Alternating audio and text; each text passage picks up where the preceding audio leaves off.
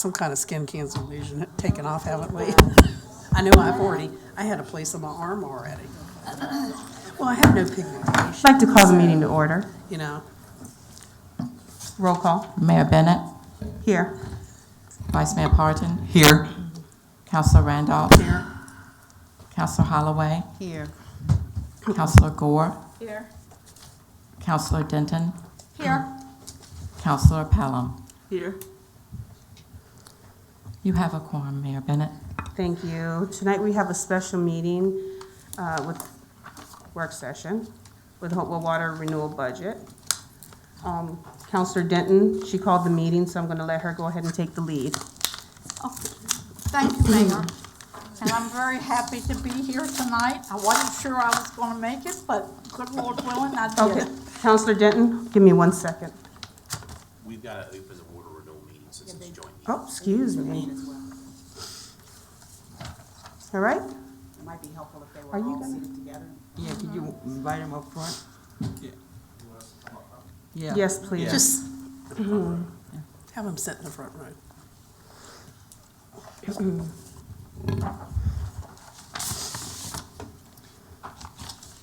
Molly, can you do roll call? Or, No, who is there? Their presiding officer is Vice Okay. Mayor Martin. yeah, okay, I don't mind doing roll call. Wow, this is real interesting. All right, I call the special joint meeting with Hopewell City Council and Water Renewal Commission to order. This time roll call, City Representative, City Attorney, Ms. Hudson, Here. Mr. Altman, Here. City Council Rep, myself here, Advance 6, Here. West Rock, and Ashland. All right, Virginia American Water.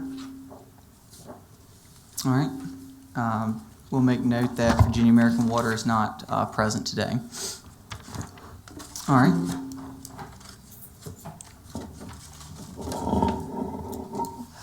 Floor is yours, Ms. Denton. Okay, thank you, Vice Mayor.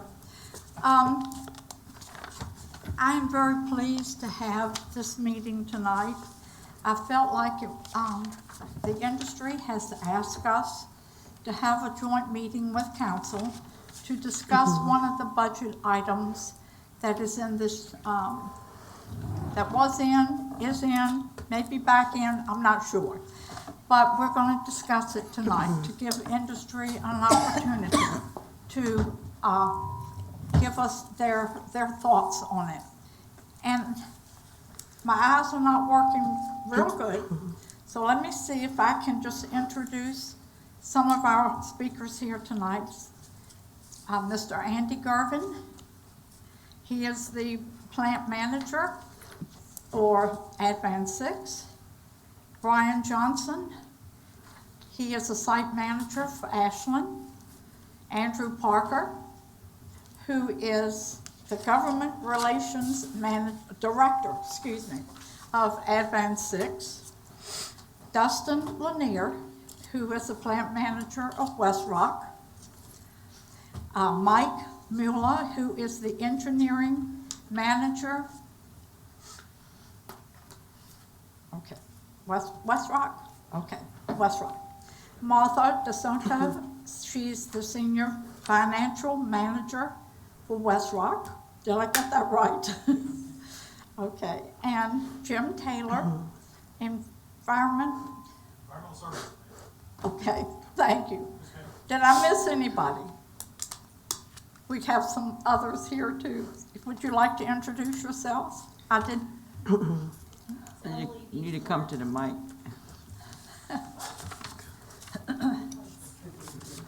Good evening, I'm Lee Beachboard, I'm with Ashland, and I'm just here in support of Mr. Johnson.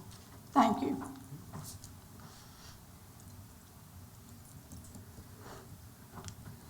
Good evening, I'm Lisa Patton, I'm an engineer with Ashland as well. All right, and now at this time, Brian Johnson. Okay, you all just come up and, Mr. Garvin, Yes. since I've been talking to you more than anybody, It's good to see you. I'm gonna let you kind of take over and give us what you would like to hear, let us hear. Counselor Denton, did you want me to show what you, it's me, Counselor Denton. Did you want me to show what we sent out, or are they displaying something? Do you want me? Did you want me to show the PowerPoint that we attached? Do you have a PowerPoint? No. They gave out a handout. Do you want me to So- show that? Is this what we need? No. That's the handout, we don't have it as a electronic. The form. capital, okay. She can put it up there. Oh, that'd be great. Okay, Is it perfect. anything you need for council to see, or, okay. No, we were just gonna Okay. talk about the process. Just let me know when to move forward, please. Okay. So what's the next page? I'm just curious. Okay, that's the report, so you can just stay right there. So Andy Gerben, I'm the plant manager at Advan 6. I thought before we kind of get into the project itself, I wanted to maybe explain just the process that we've been through to kind of get to this point. So this project was actually introduced in May 12th, 2021 at our capital plan for the physical year 2021. Okay. For the audience, could you explain which project without too much detail? Yeah, so this is the lab renovation and the new admin building. So it was introduced during that capital review. At the time, I had made a motion on the floor to basically spend some time on that project, understanding what the justification is, what are our options, before we kind of move forward with a full-fledged architectural design of the proposed solution. That, at the time, was voted down 4-3. So the city all voted together, Virginia American Water voted with the city, and the three industrial partners voted for the motion that I made. Soon thereafter, we moved pretty quickly into basically an approval of the budget. And it was either you approve it or you don't approve it. And at that time, again, we voted, and it was along those four: 3 from the city, Virginia American Water, the 3 from industry voted it down. So that proposed budget went forward to council, and you guys voted that in for last year. So that was that portion. That's how this project got started, okay? And then after that meeting, I think we all agreed that there was probably some merit to that process that I proposed, but it was a new concept for us. So we decided to develop a capital subcommittee to basically do that very thing. Kind of sort out these projects before they become in front of the commission, so we truly understand what's the benefits, what's the justification for it, what are the different options that we've looked at, and here's the best option going forward. And that was the whole reason for the capital subcommittee.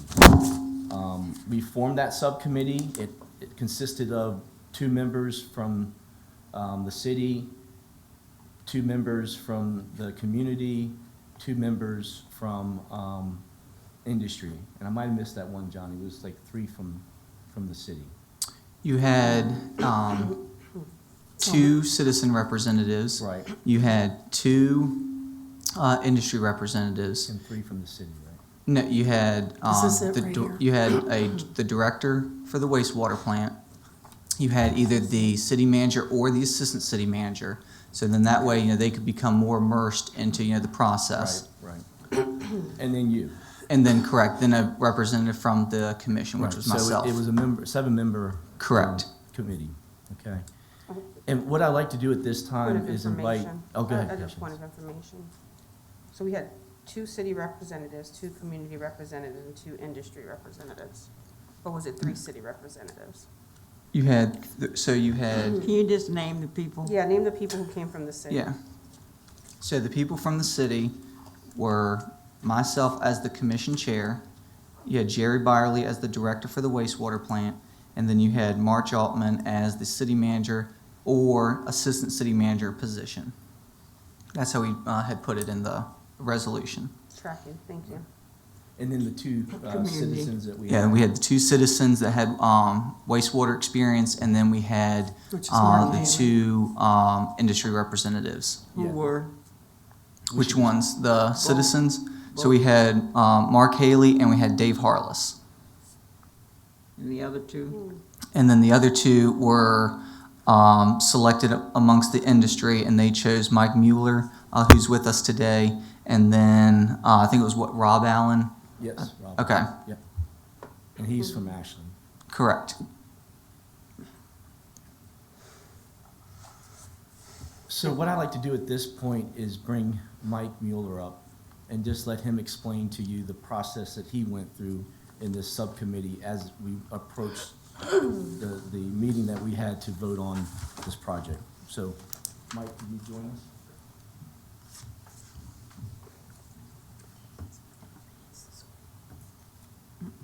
Good evening.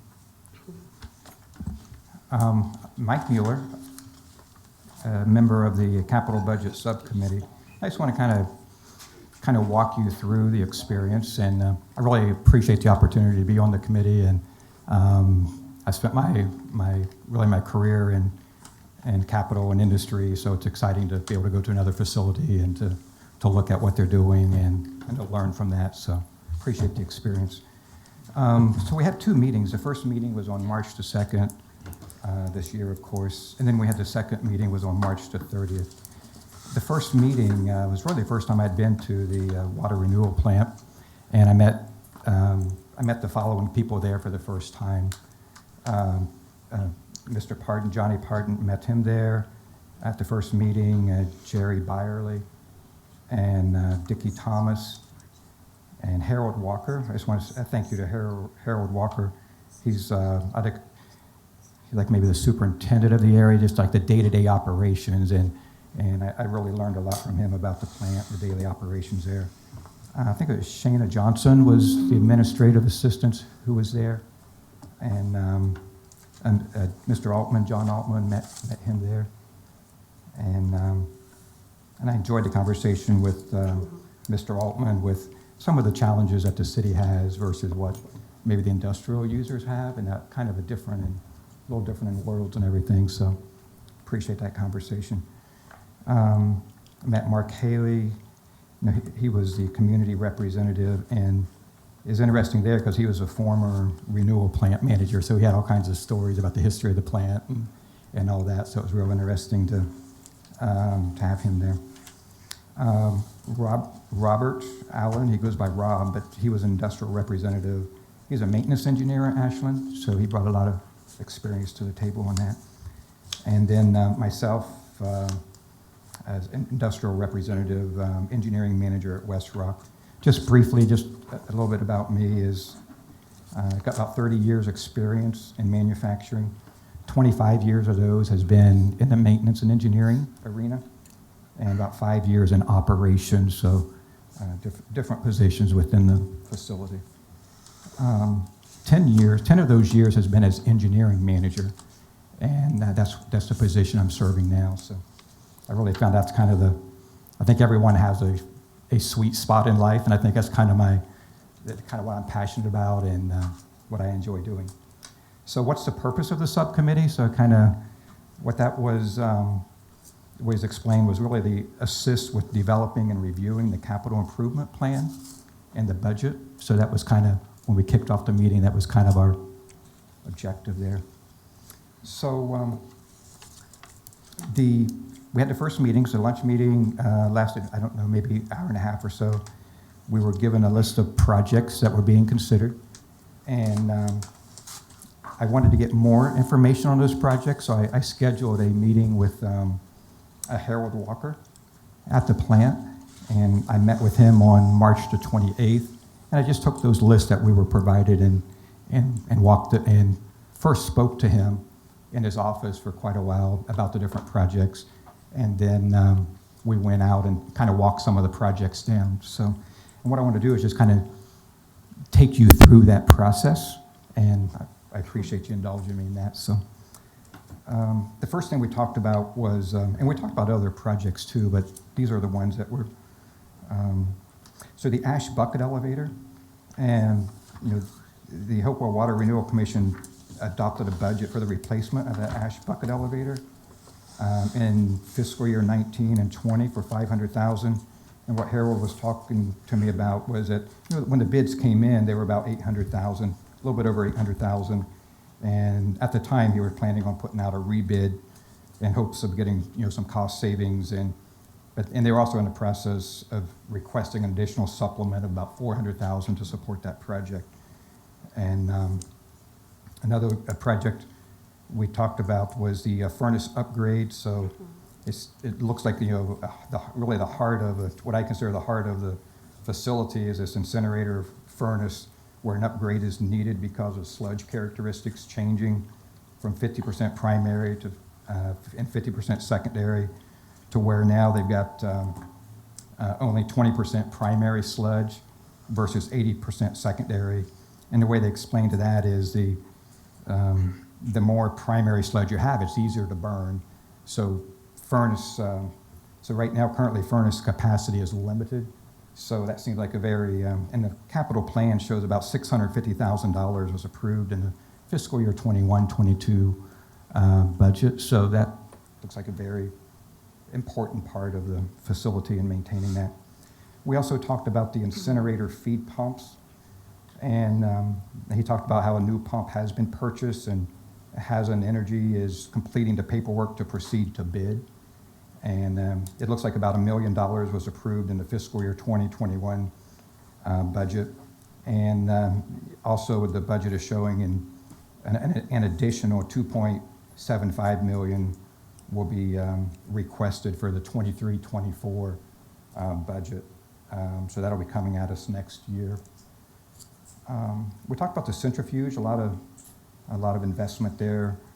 So they, a centrifuge was added, about $2.8 million, and that was approved over 2 years, it looks like, as far as the budget amount. There was $1.6 million was approved in fiscal year 2021 and $1.2 in 21-22. And it looks like this is a really important piece of equipment. And what this did was to provide redundancy in dewatering the sludge before the incineration. So if that centrifuge isn't there, then the facility can be hampered pretty quickly. So, and they do have an older centrifuge that's in the capital plan showing about $200,000 a year for like regular rebuilds to maintain it. We also talked about the plant switchgear replacement. So about $2.3 million was approved in fiscal year 21-22 to replace old electrical equipment. That facility is, getting some age on it. It's about 40 years old, and so some electrical equipment that needs to be replaced to improve reliability. So afterwards, we kind of talked through the projects, and we went out and I asked for a tour just to kind of go through. And I'm kind of a visual person and enjoy getting the opportunity to see different processes and equipment and stuff. So Harold was very generous with his time, and we went out. I just captured some of the pictures he allowed me to take as we went through there. But the first picture you see on page 2 at the top is the ash bucket elevator inlet. And this is, again, about $1 million budget has been approved to replace this. And the bucket elevator is the left portion of the picture, and it's the rectangular vertical member going up. And the bottom, and this is located kind of in the basement, the bottom of the reactor. So if you imagine the dry ash from the reactor comes out and it gets conveyed to the bucket elevator, then it goes to a hopper that is disposed of.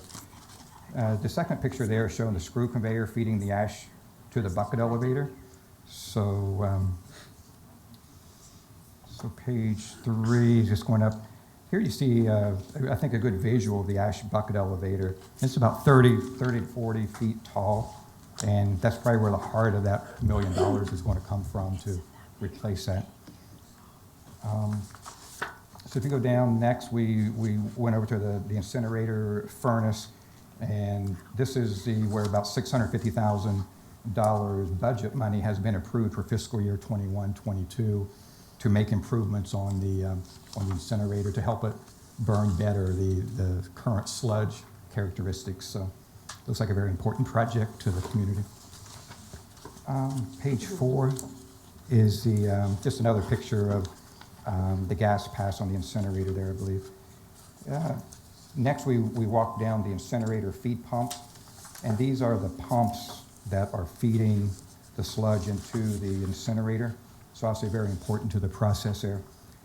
As I mentioned before, this project we had $1 million for this, was approved in fiscal year 2021, and an additional $2.75 million is shown for next year's budget. So in total, that'll probably be about a $3.75 million budget will be asked for to replace the pump there.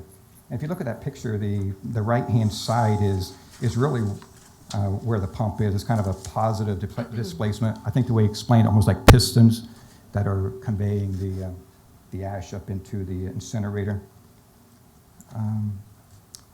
Go to page 5 is just another view of that pump. This is the screw conveyor supplying the sludge to the incinerator feed pump. So the centrifuges sit on top of this, the floor above it, and then the sludge from that centrifuge drops down into this conveyor, then that feeds into the incinerator feed pump. So I don't know if that may be part of the scope of work or not, I'm not sure, but it very well could be part of that $3.75 million. I was real impressed with there's a new centrifuge we looked at. So this was a $2.8 million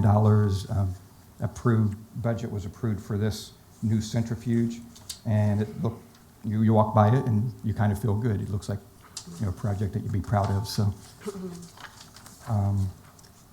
just kind of going over to page 6, just a couple more pictures. I appreciate your indulgence. So the second picture here, this is the older centrifuge, and the way it's explained to me is basically it's a wear item, and about $200,000 a year is kind of set aside on capital to rebuild the pump, just like routine maintenance and routine investment in it.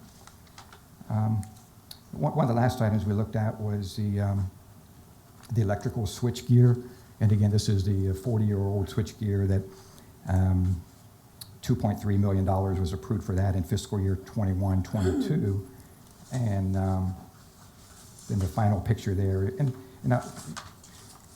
this looks very similar to what we would see I've seen at our facility and other facilities. So it's natural to go in and need to replace equipment like this. It's the reliability will be better, but there also are safety features to it, and it's the right thing to do, and it's very, very worthy of the capital plan and everything.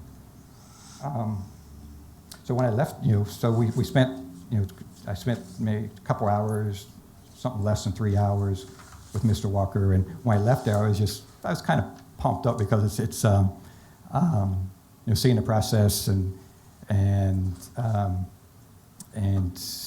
it's neat seeing I spent my entire career basically in one industry, so get a chance to go into another industry and see it and a lot of the stuff is the same, right? But it's used differently as far as the equipment. So kind of the next thing that I kind of documented here is on a day later, March the 29th, Robert Allen, who was the other industrial representative on the committee, he sent an email and copied all the team members and everything. And what he asked for, I think it's worthy to bring up tonight, is that we were given a list of the capital projects, and it was kind of titled "The Status of Capital Projects." It's a memo, and it was dated 2/22. So we reviewed that at the first meeting, and so what Robert asked for was, hey, it would be really helpful to the subcommittee if we could, because everything shown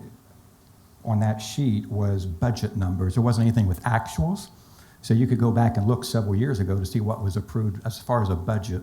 So what Robert suggested was, hey, if we could see, if that spreadsheet, if that memo could be updated to show actual capital spend by year and project, that would help the subcommittee to look at and then you can start, comparing the budget versus the actual to see what you can learn from that. And also what Robert asked for was cost allocation for each capital project, and really, and what percent is each party paying. And I really didn't appreciate that at the time, but the way it was explained to me is that as different equipment in the facility is replaced, it's like allocated as far as the primary stakeholders who, what percent they would pay of that equipment. I think that's the way it was explained to me, so I didn't appreciate that before. So, so if you, there's some parts of the equipment that would be maybe heavily towards one of the industry members, and others may not be. So I thought that was interesting that you can, and actually I think it would make a good sense where you could break it down to look at, who's, obviously if you have a more of a incentive to be interested in it if you're paying a large part of it, right? So just some comments here was, the first meeting we were given the status of the capital projects, that memo, and the 5-year capital improvement plan spreadsheet. It was provided to the subcommittee, and just kind of reiterating a little bit, those did not provide detail related to actual capital spend by project or year.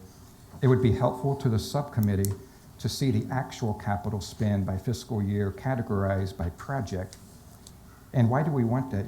Comparison of the actual and budgeted spend will identify variances and additional resources that may be needed in developing and executing projects. So, and I don't want to get into the details of it, but the capital process is really fascinating if as you get into it. And a lot of people call it front-end planning. So if you've got a project, it typically starts out where someone has an idea in the facility, right? Like, hey, we could do this, and we could invest some money, and we could do this project. So a very common way that people evaluate those and develop those projects is, they call it front-end planning, where you'll go in and spend about maybe very little bit of engineering, maybe 1 or 2% of your engineering cost, and you'll evaluate the project at a very high level, like maybe plus or minus 50%. Hey, is this a $1 million project, or is it a $500,000 project? Just so you kind of get a feel. Then at that level, you can compare, hey, here's what we think the cost is roughly versus the benefits. And so then if it makes a good solid case at that point, and it has a good, and the business case is still strong, then you can go into what they call FAP2 engineering, where you develop the project to a plus or minus 25%, and then you can evaluate and say, okay, hey, here's the cost, and the benefits, then you start, hey, does it still make sense to us as an organization to keep developing this project, or is it something where we have higher priorities? If it does, then you take it to another level, which is called FAP3, where you narrow that down to 10% plus or minus accuracy. And then you get a final look at it, and if all the primary stakeholders, all the decision makers say, yeah, we still support this, we know the cost is pretty accurate, right, plus or minus 10%, then you authorize that project for spending. And then you've done, and they call that front-end planning because you're investing quite a bit of effort and energy early in the development of the project before you spend any money on the project except for engineering.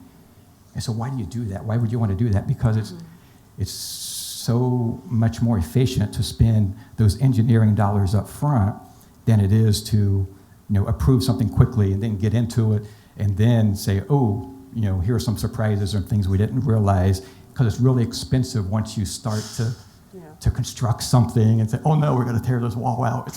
So it's a really good investment, and it's very common to do that. A lot of people call that the front-end planning of the capital projects, and it's a very structured, and it's well documented, and you guys may use that. I know you got capital in different, I'm sure you got capital in different parts of the city I don't even know about, and you may be using that process in other places within the city. I'm not sure. So just to kind of finish out is so we met, the second meeting, as we talked about, was on March the 30th. So, and obviously a lot of the discussion is around the laboratory expansion and new administration building, which is, and I wrote some things here. And to me, I look at, that's kind of one part of all the needs of the facility, right? So what was shared with us is, it looks like it's really about $9.25 million, if I understand the documents, where was budget approved in 21, 22. And then there's another 8.5 million being requested currently. And so we have a cost, right? So we have a cost for what the project would be at. I did the McGill report, which I think may have been there, but it's dated, what I looked at was dated April 2022. And so I read through that, and things like 33 pages long or something, but a lot of good information. And I was trying to, and there's an executive summary, so I tried to, for myself, saying, okay, we got the cost, so what is kind of the reason? What's the business case for doing it, right? So I kind of went through, read it a couple times, and I kind of pulled this phrase out. I think it fairly represents what the McGill report was stating, is that an additional 850 square feet of dedicated laboratory space is needed both for improved workflow and efficiency to accommodate future testing needs, including the ability to bring appropriate outsourced testing in-house. So I read that a couple times. As I think about it, it looks like there's kind of three main items there. One is, hey, it's going to improve our current workflow and efficiency, which is very good. And it will accommodate future testing needs. So I assume as the world evolves, there's always more being asked of us. So it'll accommodate future testing needs and also provide ability to bring appropriate outsourced testing in-house. So if you're outsourcing testing now, then you can do those tests in-house, hire some technicians to do that and expand that. So, it makes, those are, so it looks like that's kind of the justification, the reason for it. So what was suggested at the meeting on the 30th was, the capital subcommittee members suggested that the renewal plant consider other options that meet the laboratory testing requirements without investing the $9.25 million.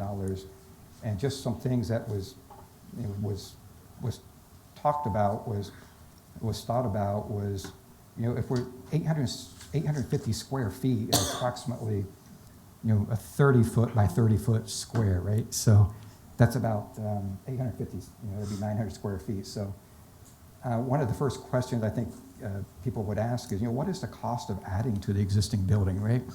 So is there, that's one of the things the subcommittee just asked, do we know did we look at options, Another thing that was talked about was, what is the cost associated with outsourcing future additional testing requirements? So if one of the primary reasons for doing this is that, hey, we need more facilities, more space for the additional testing that's going to be coming our way over the next few years, perhaps, then the question, I think a reasonable question would be, well, if we didn't bring those in-house, how much money would that cost us if we would contract those out or outsource those? And also, what is the cost of performing additional testing in-house? So if you bring the additional testing in-house, it looks like you got a large cost associated with the facilities, right? That $9.25 million, plus you're hiring people, and benefits. So but that can all be looked at, right? So that would be an option. You'd go through and you'd get the cost associated with it, and you'd get the benefits to it, and you would look at it. It's not an emotional thing. You would just lay it out as another option. And it's, a thought that you have is, I guess a question to think about is, why is a 7,500 square foot new building plus the renovation of an existing 6,400 square foot building required to meet the needs of an additional 850 square foot laboratory space? So, and I'm sure there's more information I'm not aware of, but when you're just kind of reading through it, it just looks like there's a lot of, how do you justify that? And what I'm sure there's more information out there that would help explain that, right? Because otherwise you're looking at it's almost like a 16 times. You need 850, and we're going to multiply that by 16, and that's what we're going to have at the end of the day. And another thing I think it's always important to look at on a project is, what are the risks to the facility or the organization if the project is not approved? So, if that $9.25 million project isn't executed, what risks are to us? And that's something that, people need to be asking and all that. So, and at the same time, you're asking, what are the tangible benefits to that, right? It's the risk to reward. So, hey, if we don't do this project and we don't commit that $9.25 million, then what's the negative ramifications to that? And likewise, what are the tangible benefits quantified risk to reward project, which, so just summarizing, it was suggested then, it's suggested now, that it is suggested that options be considered by the capital subcommittee that provide adequate laboratory and office facilities for the renewal plant. I wholly agree that the facility needs, the plant needs to have reasonable facilities, right? And I'm suggesting that we have options to look at and allow the subcommittee to work with your organization to help develop those. That's what we do for a living, right? So, and the existing project justification does not support a $9.25 million project, in my opinion, based on the information I have right now. So that's all I have. Thank you. Just maybe you can explain how there was a vote to bring something forward to the commission. Right. So the March 30th meeting, again, we had lunch both days, so thank you for the lunch, and it was a good lunch, and I think it was Panera, so very nice lunches there, so thank you for that. So we did. We kind of went through and all the voting stuff is kind of new to me, right? I really haven't been involved in a lot of that stuff, so so we kind of go through the projects and everything, and as we go through, we talk about them and have some questions and stuff. And as we make our way down the list, we eventually kind of get to to this project here, the laboratory expansion and new administrative building, and I kind of go through kind of the discussion I'm having now with, hey, can we look at options, or was this looked at, and all that, and maybe it was in the essence of time, and I know one of the members was, I think, in California. He was calling in via phone, and but anyway, it was suggested that a vote go ahead and be taken. I think the comment was, hey, we've got the votes, or hey, let's just go ahead and vote. And then it was within 30 seconds, it was like over, right? So that was all new to me. Was that it's like, okay, we're going to take a vote, and then you kind of go through it, and there was, I think, five yeses and 2 nays or something, and then it was over. But we did take a tour. So after that, we got a tour of the facility and was able to walk around and stuff. So that's kind of how it played out.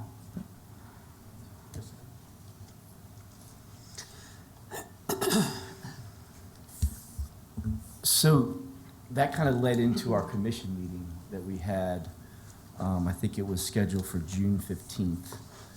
One of the things that we did differently this year than we did the previous year was we called for a motion that we would go through each individual project separately and vote on it. So we had a chance to be able to vote for the projects we thought were worthy to go forward, and then vote down the ones that we thought wasn't worthy to go forward. And I think it gave more optionality for the commission.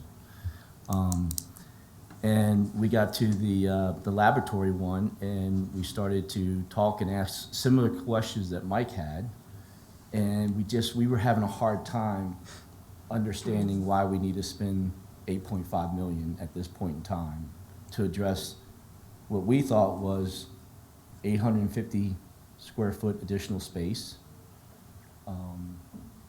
bringing in roughly 300,000 of external sampling. Now, bringing that in was going to cost 100,000, so the net benefit there is only 200,000. And then they brought up this thing about the utilities, the billing of utilities, and we had a lot of questions about that as well. And trying to understand, why does that pertain to the commission? If it was a city issue, then maybe the city should consider how they want to address that and potentially pay for it. I don't know, Brian or Dustin, do you want to add any more additional comments? Yeah, I'll just take So I think what you've heard from the previous two gentlemen is that this sort of all or nothing approach that this project was laid out upon just is not how industry does business. I mean, we look at options, especially for a project of this magnitude, is that we're held accountable for that spend, and we have to make sure that we fully vet, all right, well, how many different ways can you do this? And we want to do it wisely. During the discussion with the commission, it came up, there were several things within the building that actually do need to be addressed, and I think we all agree. One was HVAC, there was a leaking roof, some other issues in there that, as a commission, we didn't know about them, and we'd be happy to make sure that we fix those. But the jump from needing to make some repairs to a building and add a little bit of space to an $8.5 million project is mind-boggling to us. And I think through this process, call it political naivete, that we wanted the capital subcommittee to be an unbiased look at what does this facility need to operate safely, efficiently, and effectively. And the projects that you heard about earlier were already approved, and it's millions of dollars of equipment that's going directly to making sure that that plant runs reliably. Where we got astray on this one is that this money, a huge sum of money, is not going into the direct operation of the plant. And as we said, it's looking $200,000 savings on a $9 million project. We wouldn't even as an industry look at that. I mean, the other option in this is you do nothing. You don't build another building to save $200,000, is that we're the ones paying that bill. So this year, though, in the capital process, we did just approve $250,000 for an outside firm, because I think we agreed that this subcommittee that we generated this year did not give us the deliverables that we expected.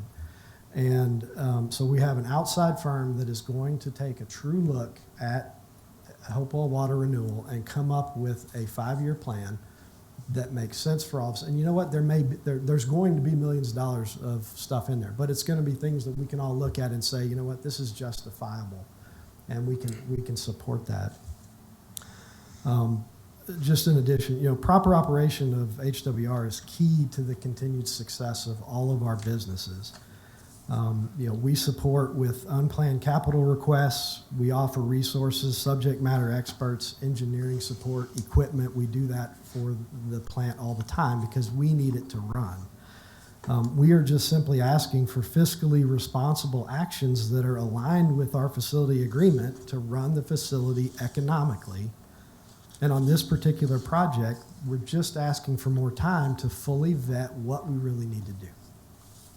Thank you. Appreciate your time, guys. So yes, as Brian mentioned, we need this partnership with the city, with West Rock, and really the other industries to operate. As you know, we're a publicly traded company, and we have financial responsibilities that we have to report. And if we don't, we wouldn't be in business very long. Our 3 biggest costs are fiber, energy, and wastewater. Right now, our wastewater cost out of our 31 operating plants is the highest at this site here at Hopewell as compared to the other wastewater sites. And we are not considered a large facility. We're a tier 2 out of our tier 3 facilities. And we have the highest wastewater cost. Now, we understand that we have to support this facility and we need the capital.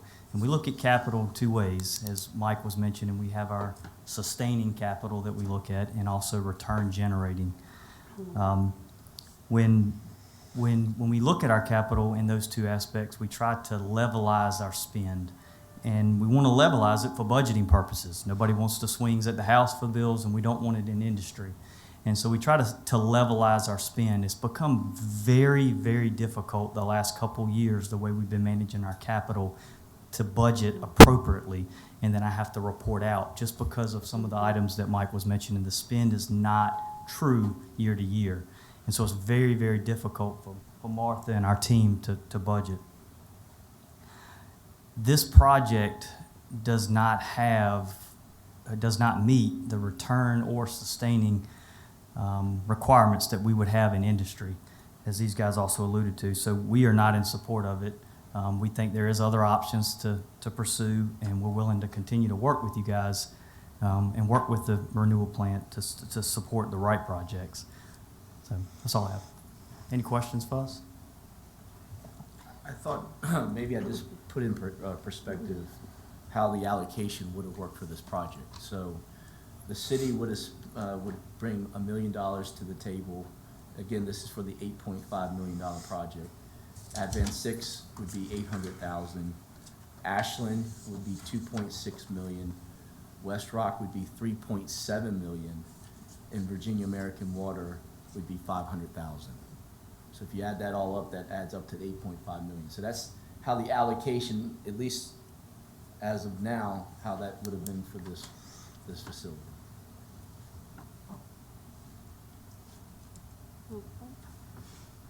And just to explain one other thing too, so Dickie sent out some information around the justification for the project. So I think we already talked about the samples that we can bring in-house now cost us $300,000 to do it outside. If we bring it in, it would only cost us $100,000. So that's a $200,000 savings. And then again, we don't have a whole lot of information on this third-party billing that the city has to do. But the way it was explained in this memo, it looks like we spend about $276,000 a year on that externally. And to eliminate that, we would only get a 20 or 30% savings. So that would be about $50,000 to $80,000 of savings if we brought that in-house. And that was what was presented to us at the commission meeting. We asked if any other options were looked at, and we were told there were no other options. And we didn't even have the architect come, so we didn't even have a chance to talk it through with the people doing the study. Okay, if you're okay, I have two counselors who would like to ask questions right now. First, Counselor Gore, and then Counselor Randolph. Thank you for your presentation. I do have questions, but I honestly want to wait until I hear from city staff, because maybe some of my questions will be answered there. And I do think, in fairness, we heard what you had to say as the commission members, and I think it's best if we immediately go to staff, and so we don't get bogged down in nuanced questions, right? So that's actually was my recommendation, if we can hear from staff in regards to the project and the concerns, and then probably open the floor for questions, because we can talk to you guys all night and never hear the other side of the equation. Absolutely. But I just want to say thank you for coming to us. And I'm sorry, I want to still have a question. We were going to plan to have a work session in July. So please know that was scheduled, and that's what we voted to do. I think you were sitting over there when we did the motion.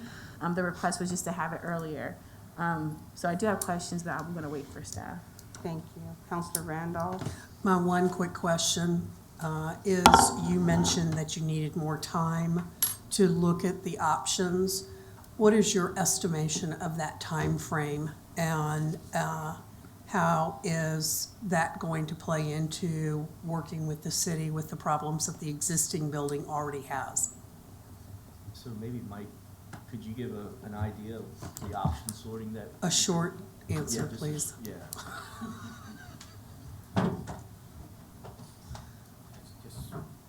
Just want to make sure I understand the question. Just how long would it, timing-wise, for the different options? You all And is mentioned that you need more time to Right. look at potentials for other options. Right. I'm interested in if you know how much more time you're going to need, because we've already mentioned very quickly, and I hope Mr. Byerly or someone from staff will tell us how bad the existing structure is. Right. I need to know how much time you all are thinking it's going to take. Absolutely, and that's a very good question, right? Because if you've got existing liabilities, you want to That's know how long correct. those are going to be, and some of the liabilities will be worse than the others. And so typically, what I would suggest would be that we could get together, we could look at looking at the existing liabilities and rank those by priority. And for example, what we do a lot of times is, hey, are any of these related to safety? And those most immediate ones would be targeted to be addressed first. And then we'd look at, hey, are some of these liabilities related to environmental compliance or things where, and then you start looking at, those are our two highest, values that we'd want to look at. So, I mean, if you develop a project, we talked a little bit about, hey, if you got a standard project and you're going to develop from one phase to another, typically one of those phases may take 6 weeks or so to do one of those phases if you want to go from a 50% to a 25. But what I would suggest to you that, if you feel like you've got some immediate liabilities that need to be addressed, especially if they're related to safety or environmental, then I would suggest just getting a really very small group together, just identify those, and then we can look, you could look at, should those be things that should be fixed immediately through whether it's maintenance funds or other funds.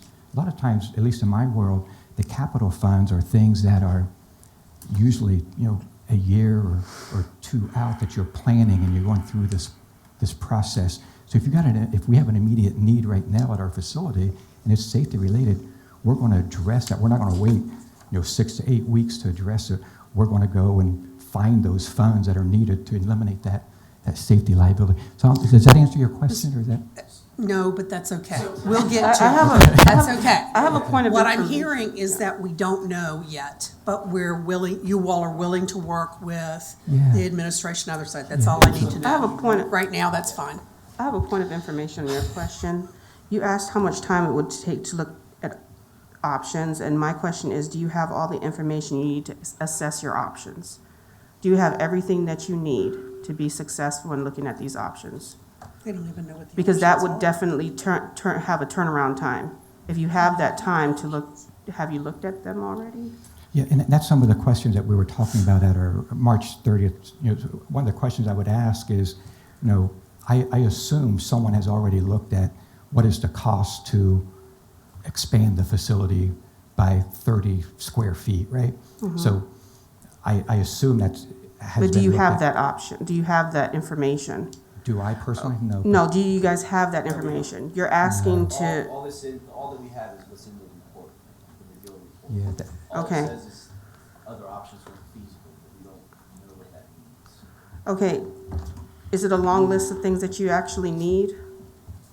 So to be honest with you, we never got to that discussion. Okay, all right, that's it. I'll move forward. Counselor Denton? Okay, mine's kind of a two-part. Right now, I believe I'm correct, that there are those on council that want to put the 8.5 back into the budget. And you feel like are you for that or against that? I think it's against it, putting it back in, Mr. Well, Gervin? the commission voted against that. Your commission voted against, Our commission voted to take it out, take it out. right? But throughout the year, we can add projects back in, we just have to vote on it as a commission. Okay, so if we, say, have our work session the end of July, where we can all get together again and look at some options. I feel like we're all pretty educated people, and we want to have a good working relationship between industry and the city. So I think we can meet and either come to a compromise but right now you feel like that's just being shoved down your throat, It's all in or all out. basically. Okay, so if we could put this off for a while, it doesn't mean, and I'm gonna ask this to our city manager, if we take that 8.5 out of the budget and give them time to come back and let's look at some options, then we can always do a resolution to add it back into the budget. Yeah, so if, once once the options were reviewed and a decision was made and a recommendation from the commission, then that would be brought to council for council to amend the capital budget to add the project in. Yes, ma'am. You can do that. You can make that capital budget amendment at any time during the year. Okay, so nothing is in stone at this point. Okay. Well, sorry, just to add on. Mr. Johnson? With it currently in the city's budget, though, we have to budget for that. So that's the importance of understanding if it's in or it's out. Because we're in our budget cycle right now for next year. And this is a decision of, do I fill jobs? Do I cut jobs? Or what other options do I have to achieve our budget goals for this year? Because this is a substantial sum of money, $2.6 million for Ashland. That's a big piece of our budget. Okay. Counselor Pelham, Counselor Gore, and then Vice Mayor Parton. So who was given cost of 3.7? Which plant was that? That's West. West Rock? West Rock, we hold over 40% of the operating and repair budget, and then the majority of the capital. So we're close to 50% of the bill. Okay. And so what would happen with these dollars if nothing happens? It just will stay in capital to feed into the individual projects throughout the year? Tell me, I have no idea. Tell me what happens to the money if it's not spent on this project. So the way any of this, right now, capital spend has been between 2.5 to 4.5 million. The last 3 years, we've had a surplus of capital spend at north of $7.5 million. This year, we're not sure where it's going to go, but we don't know where we're at. Since I've been at the plant in 2018 with the audits, we really don't know where we're at with capital projects. Some of the capital projects that were supposed to go in 2018, we don't even know where how much has been spent. We're blind to that. So we have no idea what's been spent since 2018 up to now to even approve additional funds. So we don't know where we're at. And the money does come back as credits, but it's split up accordingly as with credits is what I understand. It's not cash back to any of the industries. It goes back as credits. We have no idea where we sit with that as it sits today. So money from 2018 in the capital spend is not even available. So to tell me where it's going, I don't even know what we have. We have money set aside allocated to pay the city or to the Hopewell Renewal plant that we don't even know what the number is. It's hard for me to answer because I may owe money, I may get money back as a credit. I don't know. I understand. But, Mrs. Pelham? Yes. If I understood, I think your question was, if the project isn't included in the budget, what happens to those dollars? Mm-hmm. If it's not included if it's not adopted by the commission and then council as a part of the capital budget, then they don't have to budget for those dollars. If we take the project out, they don't have any liability financially until we put it back in. Right, and so that's what you're saying is that your budget is already set, and if we include it in our override what your. We have to include it in our budget. Now you have to go back and do an amendment to your budget to decide what's gonna give and what's not gonna give. And keep in mind, any commission meeting, we can approve additional monies. Right. And we have to allocate to whatever the percentage is that we're given for the project. So you're on a fiscal year as well, your industry, right? Yes. So your headquarters right now, your budget has been in for a minute, for a while. We go January to December, so this Okay. would be a mid-year adjustment. to my Adjustment, budget. okay. You go. Mine's October. So, but my we're in our last fiscal quarter this time. So we start Into October. October, okay. All right, thank you. Counselor Gore and then Vice Mayor Parton. Thank you.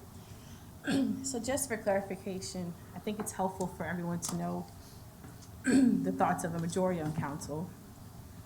When we talked about this a few days ago, we specifically said, and that's why I mentioned before, in the motion, that we would have a work session before allocating and approving the project.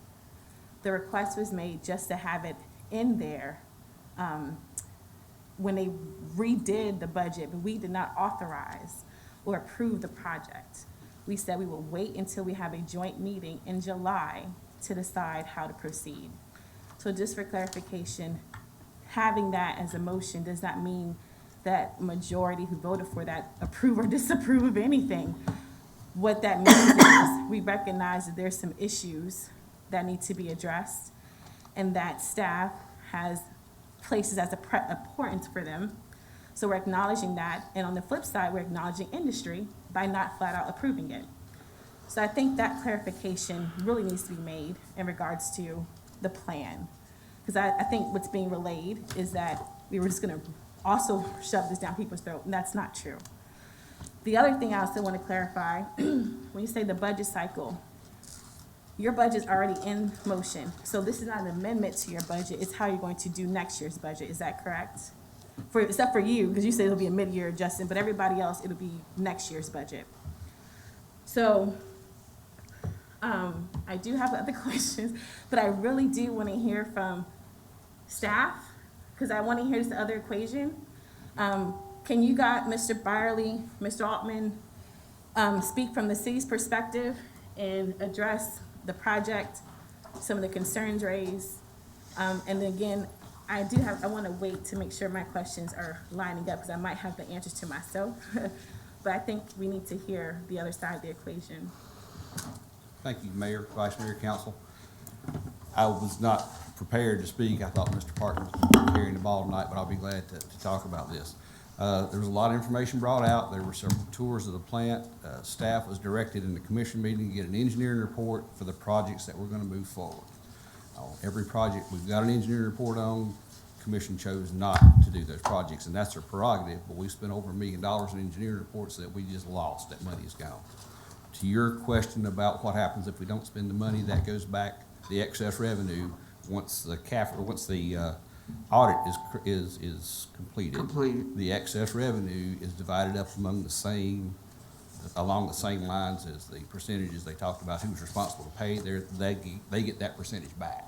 Mm-hmm. So if there's $10 million, West Rock will get 46% of that. Whatever that percentage, okay. So the percentage would stay the same. As to the building, we met with the engineer, we looked at it.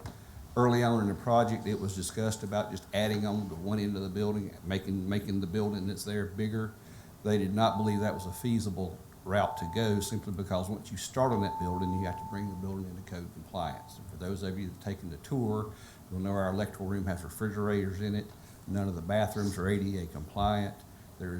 It's a 40-year-old building. It was built to 40-year-old standards, but we're 40 years later, and once you start the remodel, you've got to bring it up to standards, I understand it.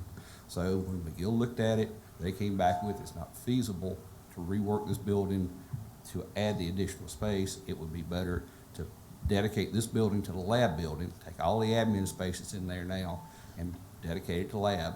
That would put us in a good position to move 20 years down the road and keep doing lab tests, a lot of which are generated by the industries that we have to do.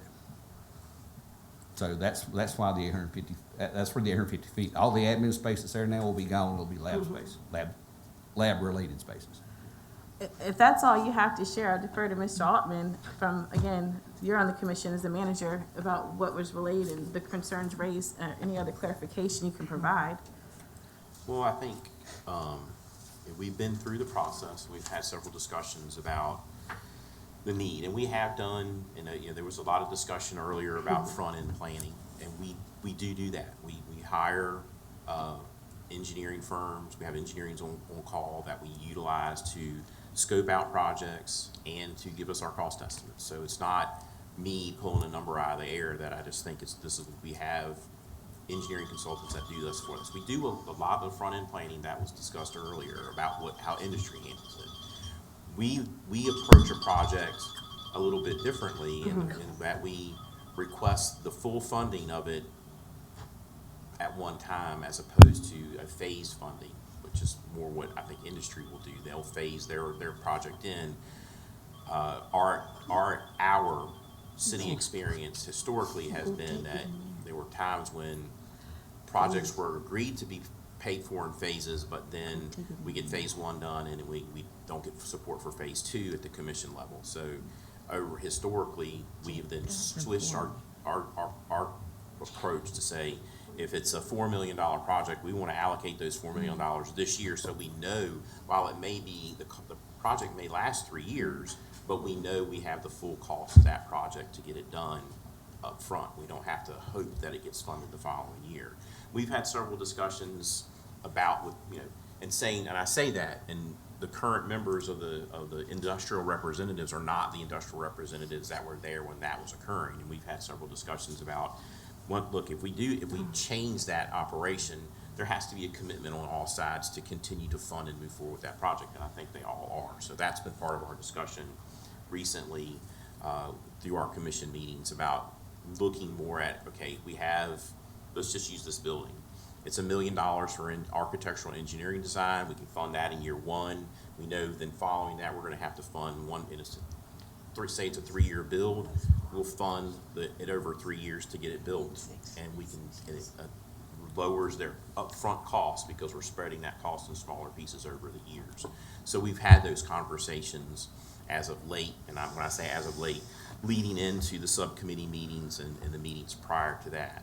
So we've had those conversations. The project has been one that's been around for years. There's always, I know in my previous time with the city, there was a discussion of needing to expand or build a new admin building then. So it's not one that just come up. It's been something that's been on the drawing boards for quite a while. So I think it isn't, we know that there's a need. Today, and I wasn't at the commission meeting that was held recently, so today's the first time that I've heard the discussion of, well, maybe we need to look at those issues within the existing building to try to fix those first. I wasn't a part of that conversation. And so I think, from our perspective, I think we certainly want to work with the industry. We want to make sure that we have a fair process and we have those discussions. And if we need to have a commission meeting in the early part of July to bring McGill in to have that conversation with industry, I think we're completely willing to do that. And if McGill has something in here that isn't explained, like we don't know what other options, they have the opportunity to ask that question of McGill. But I think, and I'll ask to clarify, what McGill is saying is based on our current and future needs, we will need the entire building, not just 850 additional square feet, but the entire building as lab space. Correct. Yeah. So it isn't 850 versus the 7,500. We need all of that for now and future needs for lab work. It isn't talking about building a 30 by 30 addition. So, I think that's what, I understand. Just a point of clarification. The physical lab space is only increased by 850. Now you're upgrading. But you need to speak in the mic, because Well, actually, people, I do have a point of information. Yeah. no, You can speak in the mic if you want to, but I just have because a it's TV, point it's of being information. televised, they can't hear. Finishes speaking. Let's see if Marcio's the I don't floor, is what I'm think- saying. the But mayor's she has a talking. point of order. No, I just have a point of, I have to ask Doesn't a point of information so I understand where we're going with this. March, you're talking about how we do things differently. You're saying fully funding a project and that we do it incrementally. But what I'm hearing is we're looking at the front end planning and not the money part. The money part is the second part, right? So do we do front end planning here at the city? Yes. Okay, and when we did the front end planning, when did we do the front end planning for the admin building? We did the McGill was the study that was done on the front end planning that was requested to address. This is the front end planning? Yes. And Now, that was done when? Completed this budget year, so they started in July or shortly after July last year. April 22 is when the report is available. But if I could, Yeah.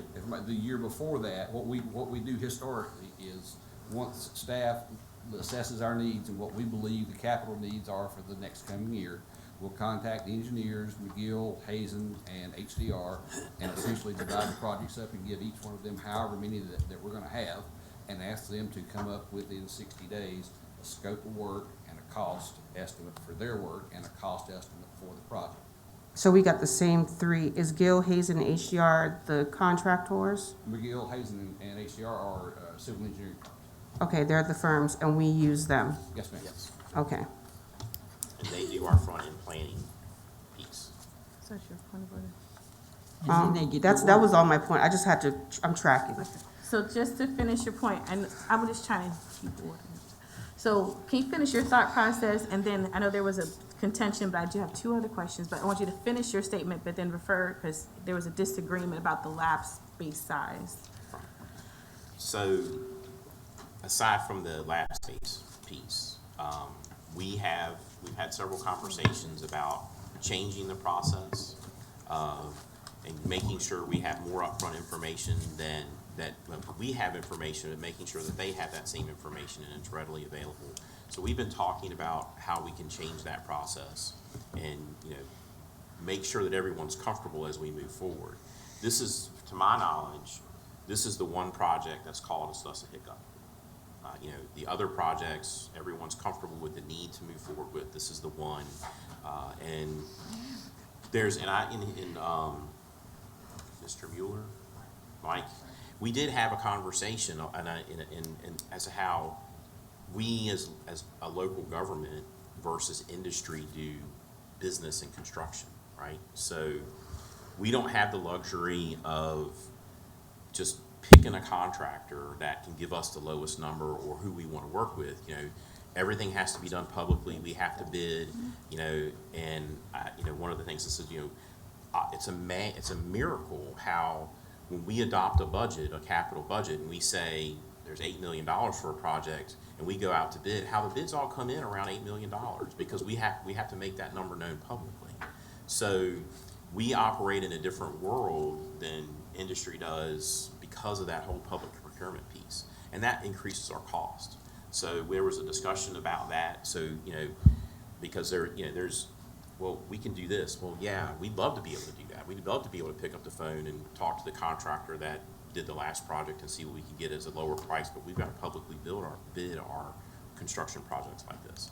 So that process is a little bit different. Some of the things that we talked about was, what other options are there? Well, what if you rented lab space? Okay, well, let's say we do rent lab space in it, and I don't know, let's just say it's $100,000 a year for that lab, right? And I don't know a real number, but let's just say it is. And we rent that lab space for 5 years, and that's $500,000. Well, when that lab space goes away, we don't have anything to show for it, right? It's like leasing a car. It's money out.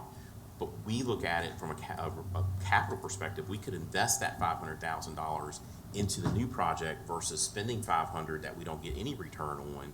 All we've done is push the project down the road, and we've lost $500,000.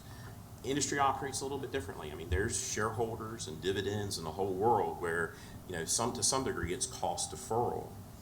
We don't operate in that world. So there's differences in how we operate just in general. So we had that conversation at the subcommittee meeting, to kind of level it out.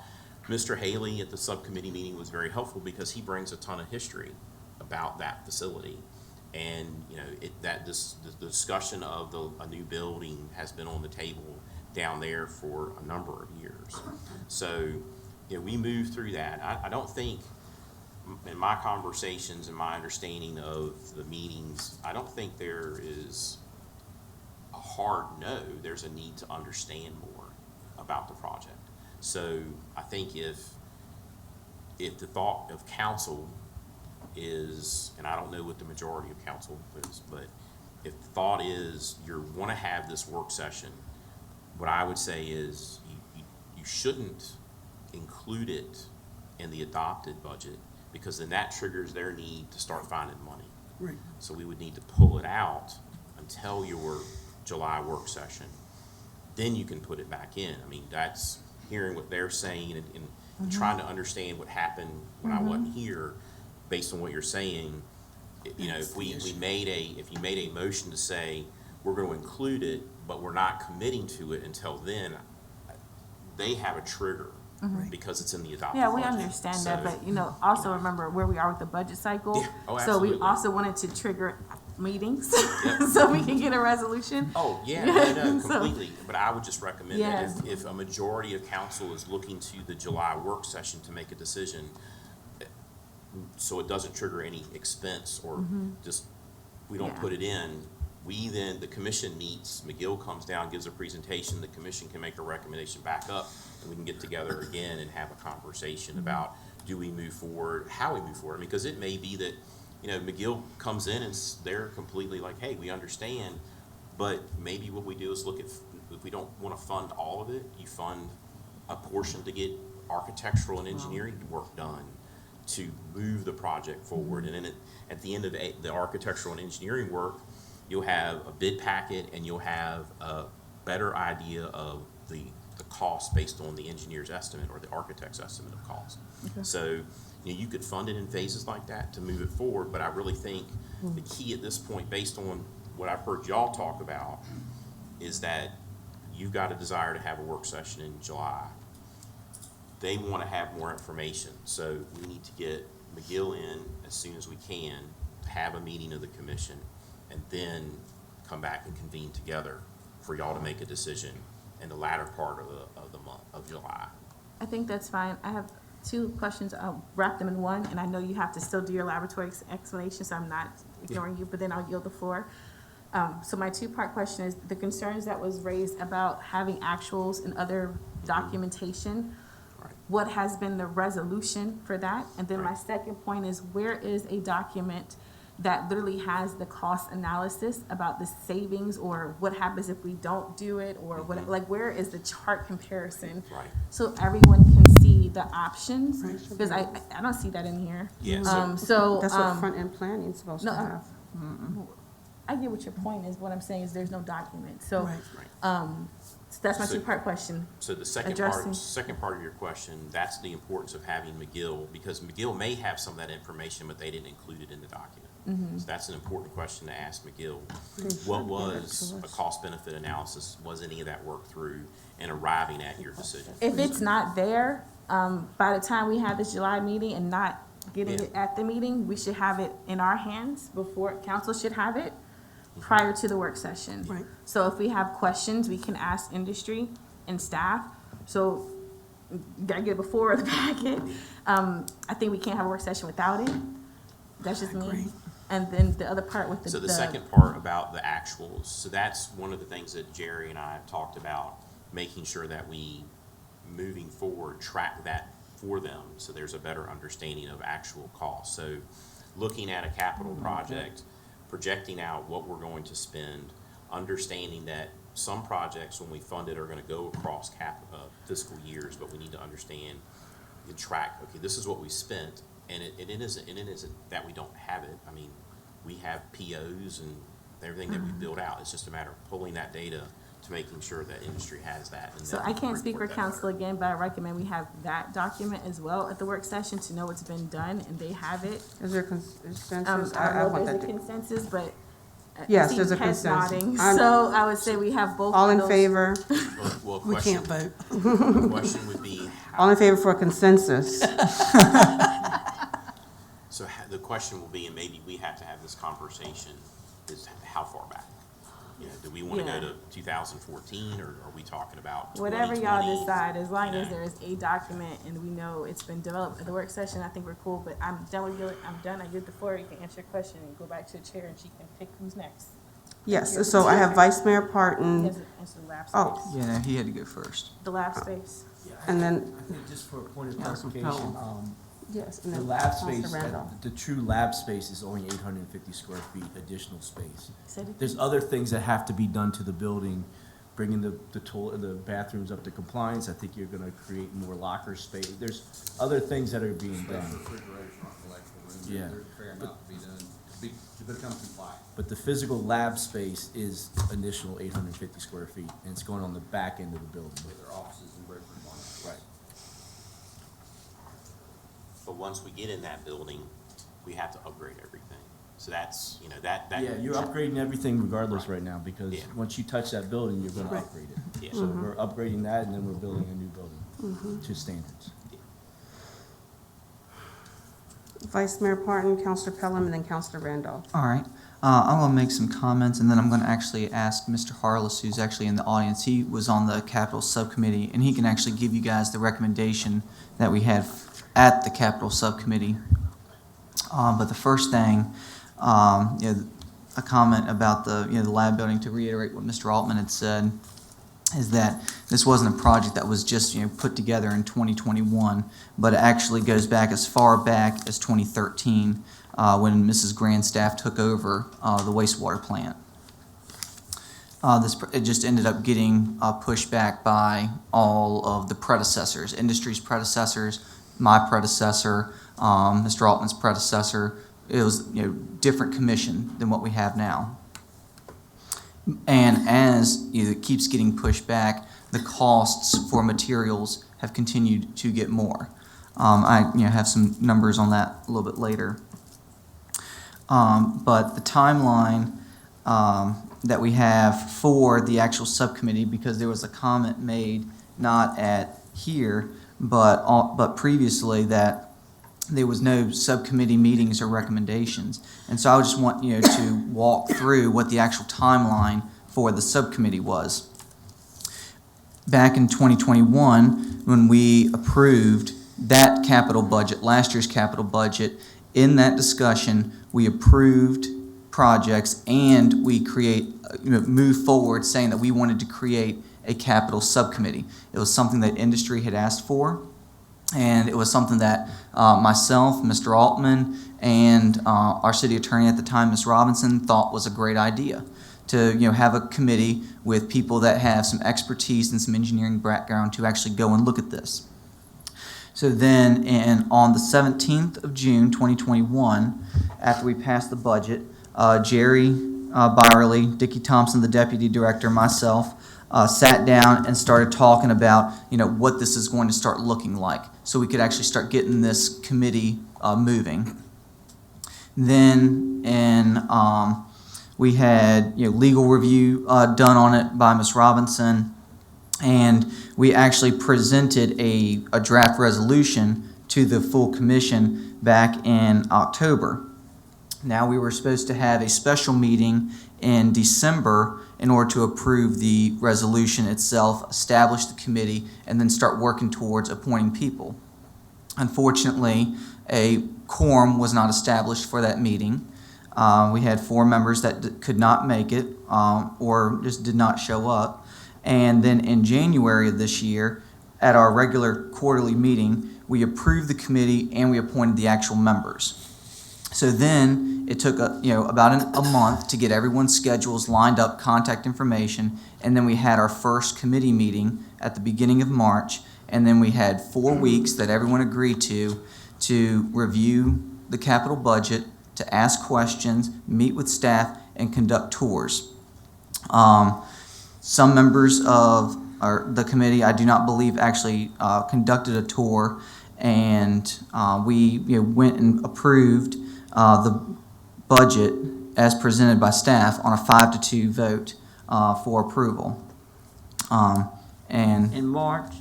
in March, correct? Yeah, March 30th. Who were the 5? 5-2. Who? I'm sorry. Representatives. 5. Okay, so we had the 2 industry representatives that voted against it, and then the other 5 members voted in favor Of the subcommittee. of the subcommittee, correct? And Mr. Harless, would you like to tell a little bit about the recommendation? Mayor, Vice Mayor, Councilors, the big issue for me at the time was having been the risk manager for the city. The Virginia Vosch is in now, and the Senate here in the state recently turned them loose, and we have a lot of compliance concerns down there. My office was down there, and the big thing to me, along with the space and with the McGill input, at least what I saw of it, that complying with OSHA, VOSH, ADA, DEQ, EPA, all those are very, very germane concerns to us. And so I think the big push was there. And we seem to have a thing on the space, the lab space itself. My understanding is it's just what we talked about. The whole building has to be redone. And so I don't know where you're going to piecemeal or whatever. So at the time, that was the big thing. And there was discussion on the building with wastewater and trash here. It's very cumbersome to the citizens of the city. I mean, it's the building and the way that you have to pay for your wastewater, trash, and all that pickup, and it would bring it in there, reducing that cost, and also expanding the lab would give the lab the ability to market their abilities, or their technical skills, and so there'd be something else marketable. in the Mr. city. Harless, can you speak a little bit more into the mic, please? Okay, I'm sorry. But anyway, I'm not sure what you didn't hear on there. All I heard was OSHA, VOSHA, and some other stuff. Well, that's the big stuff. That's what's going to bite you. But bottom line, it's just compliance with all the regulatory agencies is a very, very big concern, and was one of mine when I worked for the city, and still is. With that, the other thing I was talking about then is and it was discussed at the time, with the wastewater charges and the trash charges and all that, the system we have paying here, having that contracted out, if there's a citizen that's happy with it, I've never heard from them that they were happy with the way it's done. So it was presented and seemed to be a good way for a long-term investment to actually increase the income the city could make there and provide the services. So I think with what the city manager said tonight makes sense. Go back and look at it in detail, and so that everybody's happy with what we got. I mean, that's why we had a budget subcommittee and your commission and you guys, and hopefully we can look at it and come to a smart decision that's in the interest of everybody. Have any questions? Thank you. All right, thank you, Mr. Harless. And then, just to reiterate on the point that it's not just 850 square feet that we're talking about. We're actually going back and looking at meeting space for labs for when the lab auditors come in to make sure that we are meeting our compliance and regulatory ordinances, that we have actual space for them, that there's actually a safe working environment for these individuals. There's actually a really good set of binders in Mr. Byerly's office that you can see just the deterioration of the air quality that's actually in the lab. That you have one sheet of paper from a binder that is bright white that sits in his office, and then you go to the lab in which the binders were made exactly at the same time, and you can see a dark yellow. I mean, there are air quality issues that we have, and again, we got to look at the whole building as a whole, more altruistically, and not just on that space, but bringing it up and making sure that it lasts us for the next 20 to 30 years. We look at our police station, and they've already outgrown it, and that was just done just less than a decade ago. So we've got to also look towards planning this thing out to make sure that it meets the needs, because the last time that building was touched or that it saw massive improvements was in the 1970s when it was created. So then, the comment was made that, this isn't considered, a business investment. Well, you've got to remember, we're in the business of serving the people. I mean, I hate to say this, but most municipal and locality buildings do not generate revenue. They are made to serve the public, to provide service. And we actually end up having a building that you can bring in some cost savings. Yeah, it's maybe not look attractive for something that a Wall Street investor would look for, but it ends up providing us money that's coming in-house from bringing the in-house, or bringing in the billing contractor, bringing that in-house, providing services to citizens that they can pay their bills in person. But it also saves on the expenses that we're seeing with lab technicians, that we're seeing when we can't bring people in quick enough to test something should we have an issue. So then, we look at the comment about a comprehensive study, and that was a great addition that was proposed by Virginia American Water. They recommended that it was about $250,000, but this capital study takes anywhere between 12 and 24 months to do, depending on how complex your system is. The wastewater treatment plant that we have here in Hopewell is probably one of the most complex in the country. There's only a handful that actually treat residential, commercial, and industrial waste all at the same time.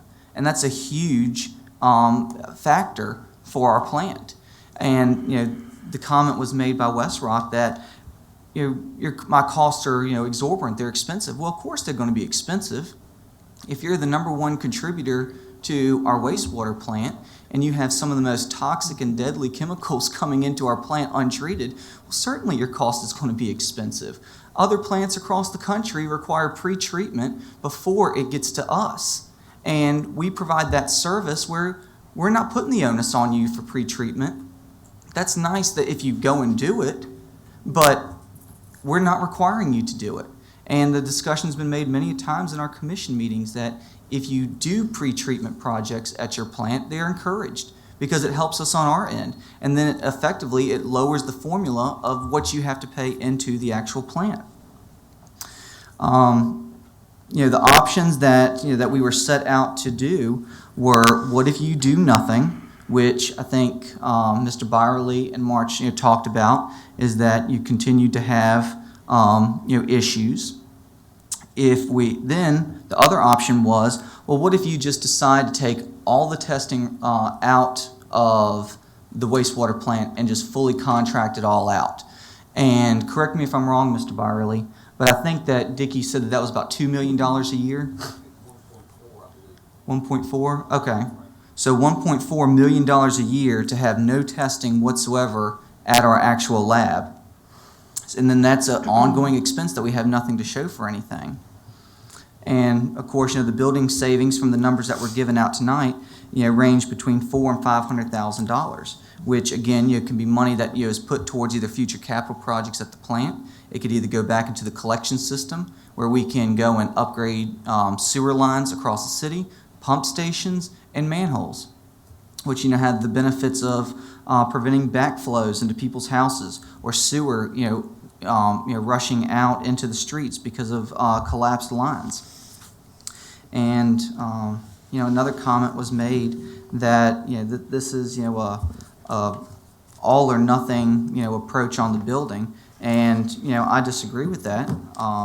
We at the commission, when it was voted down on a 4-3 vote, the next comment that I made was, all right, is there a motion for any other capital projects to be moved forward in its place? And no motion was made. And unfortunately, as the chairman, I can't make motions. Then I had made a recommendation that maybe we move some of that money into the collection system, so that way we can actually get caught up on maintenance with our sewer lines, manholes, and pump stations in our neighborhoods. And again, nothing was made on that. So, those are some of the comments that I have, and I'll end up saving some more for later. But the other thing that we've got to look at is how is this project actually going to be paid for? As many members on council probably know, is that we actually treat leachate down at the wastewater plant. And Mr. Byerly, correct me if I'm wrong, but I think we're looking at between $5.5 and $6 million this year. Yes, for. We don't have the money we don't have the number from each lot. That's probably a good number for 5.5. Correct. Okay. So if we end up making $5.5 to $6 million in leachate, then if the plant made that money, then why are we not keeping that money back at the plant for future improvements, capital improvements? And if we think that there aren't projects being done there, then why not end up looking at capital projects across neighborhoods and taking a more altruistic look at the wastewater plant, as including the wastewater system, preventing I&I issues.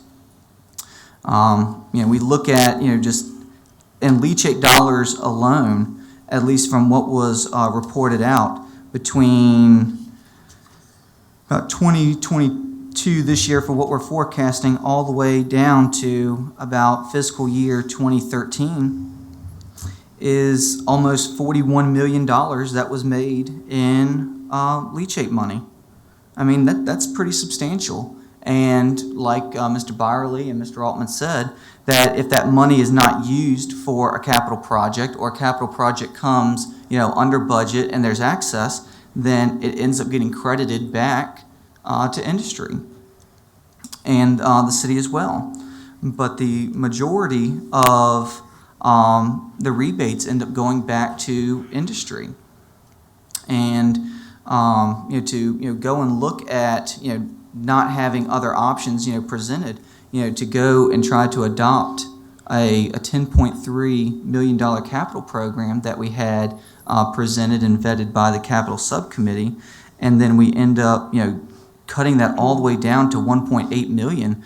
I mean, we start regressing in our capital plan. I mean, we went from somewhere when I took over as chairman from a $1.8 million capital budget to where we were last year at $7.5 million, and now we're trying to go back down to 1.8.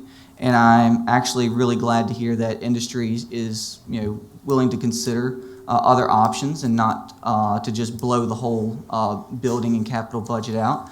That's very encouraging to hear, and I'm looking forward to future discussions on that.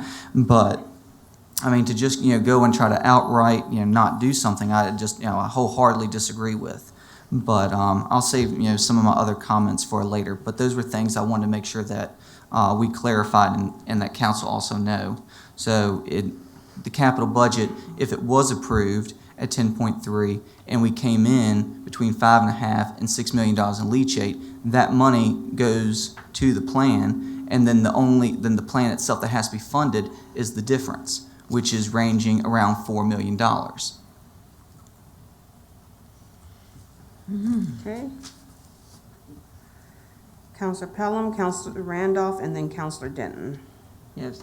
Someone mentioned, I think it was Mr. Barley, that $1 million was spent on a study. Is that the McGill study that we're looking at? What? Was that you that said? Yes, ma'am. I is think this the the total number on the McGill study, all of it involved so far, I think the PO was for $750,000, and that was including the architect. So and he did that GO. study, and all they could come back with was their other alternative and not outline what those alternatives were. No, they said this was the most feasible. I know, but they feasible didn't approach. compare it, give you any information. ma'am. No one questioned what are those other feasibilities. That doesn't make sense to me, that they would not know that. She made mention that, Council Gore, that I would like to know what they are. You can't just put in a $750,000 study and tell me you looked at options, but you're not gonna tell me what they are. That don't make sense to me. So if we could get that, you think we can get that for $750,000? Oh, yeah, I hope so. absolutely. And then, did they do a study to rule out renovation at all? Or that the building is so old that renovation is just not an option? They looked at renovation as opposed to building a new admin building. So do you have figures for that? If you build onto that building, you gotta bring everything up to code. To do that, it would take more than the 850 square feet that keeps. And y'all getting have added. those numbers? That was just ruled out? Have I y'all? don't think they're in the report, but I'm sure McGill has them, and we can get those, yes, ma'am. Yeah, I think that's the kind of thing that we need to look for as well quantitatively, so that we can compare, so. Thank you, and then, so McGill, let me understand this too. They give you your front planning, and they give you a scope of work, and then they do the work? They give us, we contact them and tell them what project that we're considering Right. doing. And they look at the project, give us what the engineering cost will be, and what the cost to build it will be, and then that number is put into the budget that goes before the commission and comes before council. But they don't do the work, do they? They just, Mostly the firms that do the engineering that give us the price, give us the work, yes, that do the so work, they're yes, ma'am. bidding on their own contract? Well, not really bidding on it, it's professional service, you can't bid those. Okay, but you can- okay, so I'm saying they come up with everything, they really come up with their cost from the beginning. Correct. They give you, Well, That's they give us a cost estimate, so you were here when we built the library. Yes. So we had a cost estimate for architectural services that were provided to us by a consultant. Right. And so we had that budget number. So what they give us is a budget number. Right. Whether, when we put the services out and ask the consultants that we have that are on our rotation, it may come in less. But we have to have a budget number, for planning purposes and to budget. I mean, so like we did with the library, we had, $800,000 for architectural services. So when we went to bid, we knew we were going to bid and we knew what the cost would be so we could budget those funds. That's done here. And we have the rotation, and we give projects out to the consultants, and we could say, we want all three of you to give us a cost on this one project. So we have to have a number for planning purposes to get the budget through, and then they come through, do the study, make those recommendations. And I agree wholeheartedly that, what we have here, we need to have some of that data that's behind it that led to that recommendation. Yes. That way we can see that in order to let's say, build an 900 square foot addition to the existing building for lab space, but renovating the whole building we actually won't need 900 square foot, because now we have to have ADA compliant bathrooms, which means we have to add new bathrooms because we don't have the space in the existing bathrooms to be ADA compliant. So, that is probably plussing up that number on a renovation that we don't have that to make that comparison. And I understand from industry's perspective, it'd be nice to know that. We would like to know that. So we'll get all that information from McGill and have that. But I don't disagree, that's helpful to understand the background. We looked at this is the cost, but this is the additional cost to do that. And how did we arrive from a recommendation and a cost perspective that a new building and a renovation of the existing building is the preferred alternative? Let's know how we arrived there. Absolutely. Thank you. I was going to say much the same. When I heard Mr. Byerly say that the new building was not feasible, it's not that it's not feasible, but we certainly understand that there are a lot of extra costs once we touch it. I was going to recommend the same thing that Councilor Gore did with the numbers, facts, and figures, and that includes what Councilor Pelham just talked about and the city manager. We've got to see those facts and figures. We're two business entities. The city is a business entity, the plants are another business entity, and we've got to be working together to make the best decision for both business entities. This is not a us versus them. This is a us working with us to make the best decisions. And that's what I expect we will do and that we want to do. But first and foremost, the city's got to make sure that it makes sense for us as well as you all.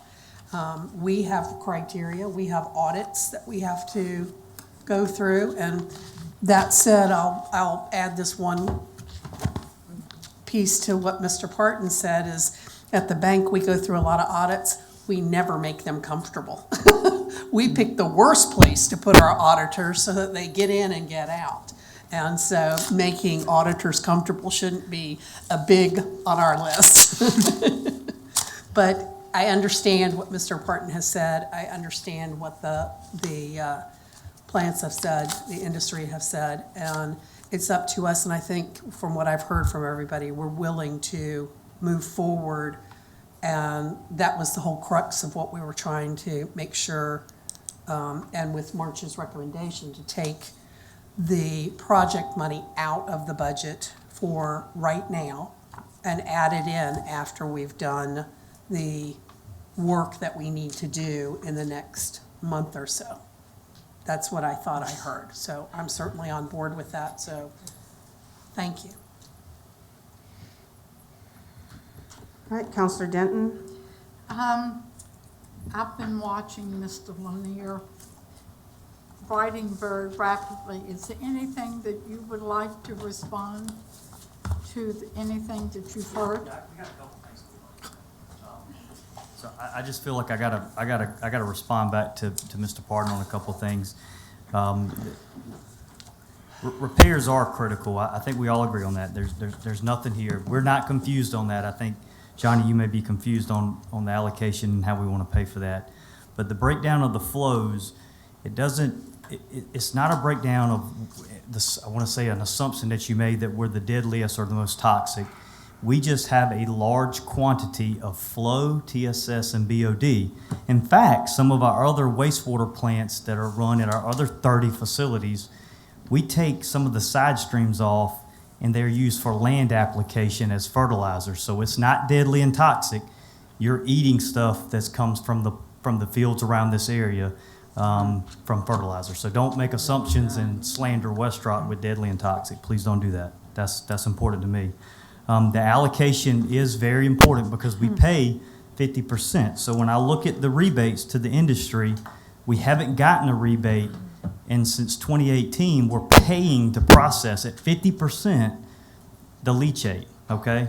We're not asking for that money to be spent unwisely. We're not asking as all rebate. We want to make sure that this plant operates. We need it as crucial, okay? I want to make sure we all understand that.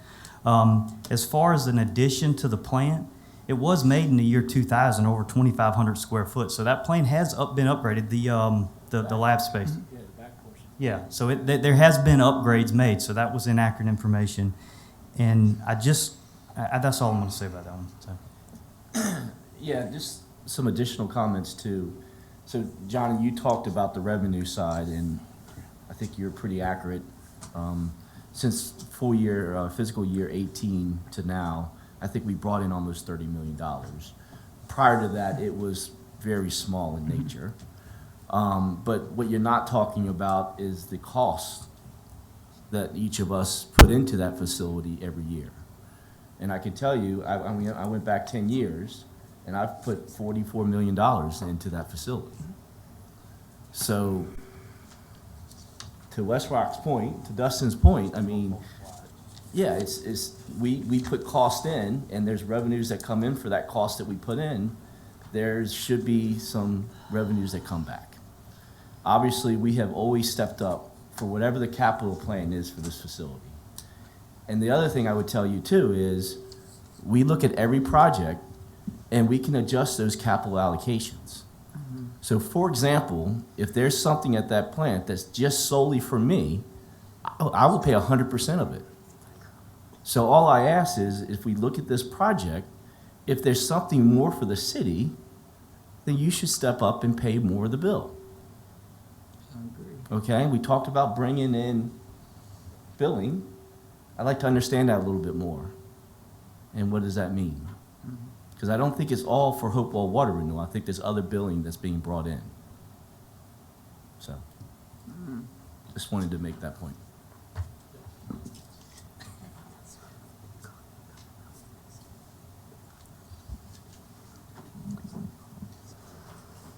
Counselor Gore?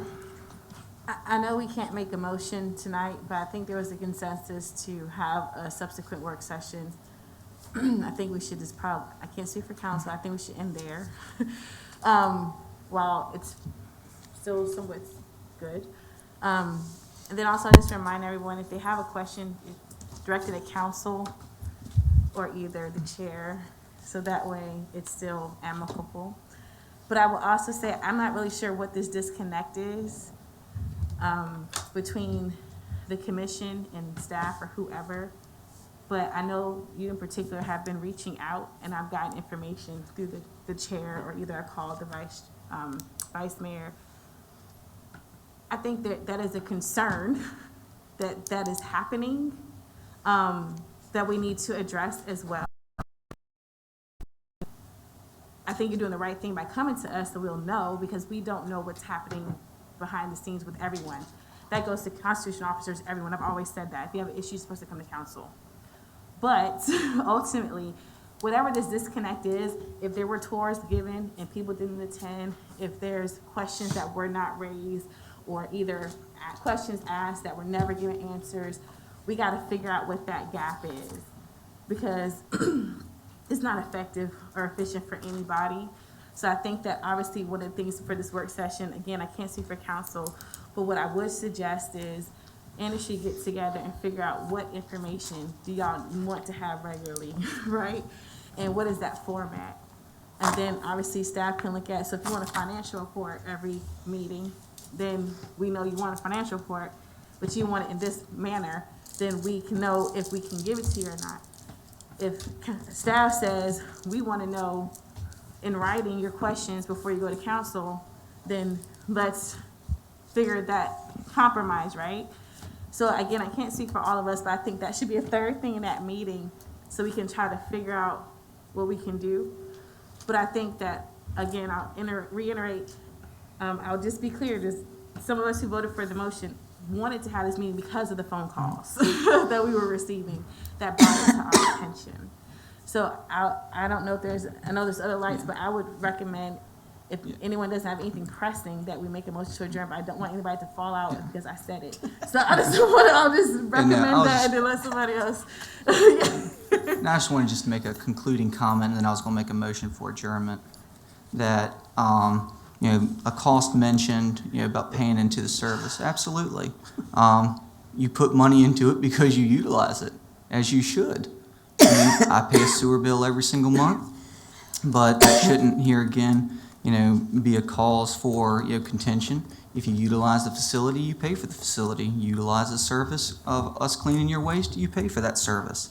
And yes, on the revenue allocations, you're right, you have not gotten your credits back, and that is one thing that hopefully this building and bringing billing back in-house will help rectify.